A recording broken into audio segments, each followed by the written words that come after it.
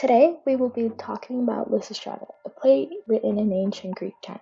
Before we dive in, we need to learn about who wrote the play and what was happening in the actual world around it. Aristophanes, who wrote Lysistrata in 411 BCE, is an Athenian playwright who is known as the father of Old Comedy. During this time, the Peloponnesian War was happening.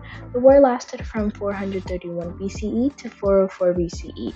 The war was fought between the leading cities of ancient Greece, Athens and Sparta. The fighting between the two cities engulfed almost the entire Greek world around it. The war reshaped Greek power, exposed the limit of imperial politics, and had a lasting social, economic, and cultural consequence. Aristophanes uses Lysistrata to play on the gender roles and uses stereotypes about men and women for comedic effects, and to highlight the foolishness of the men in charge and men only wanting sex and would do anything to get it back. This is also shown in the conflict between the magistrate and Lysistrata towards the end of the play.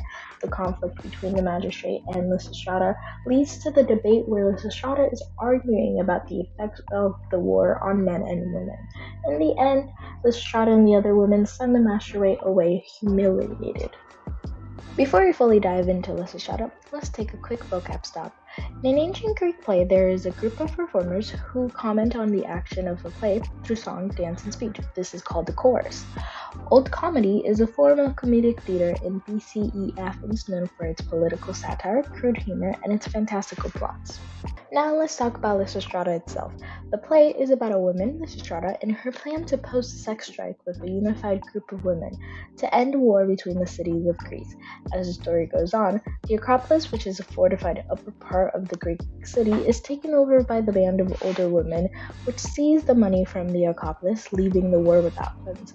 The chorus of old men, of course, dislike this idea and want to smoke out the rebellion, but the chorus of old women stop them putting out their fires. A magistrate, which is a civilian officer, arrives, and Lysistrata and him begin an argument. The men come to an agreement to put peace in their respective cities. The women's plan has worked out, and they celebrate with the returned men with a feast. When analyzing ancient Greek plays, you can often hear parabasis, prologue, parados, and agon. These words at first glance or listen may sound a little complicated, but let's break them down and find them in Lysistrata. Now you may ask yourself, what is parabasis, prologue, and agon? Well, these are techniques used in literature to help analyze the text. Let's start off with parabasis. Parabasis is a technique used where actors address the audience directly.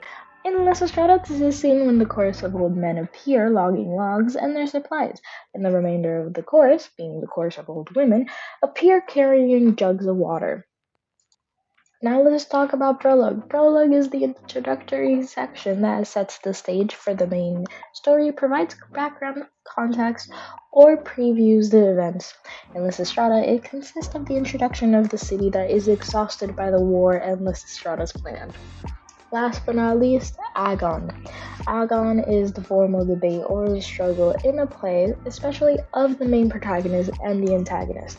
In Lysistrata, the magistrate arrives with 4 guards and complains about the lewdness of women. And Lysistrata emerges from the temple and the struggle starts.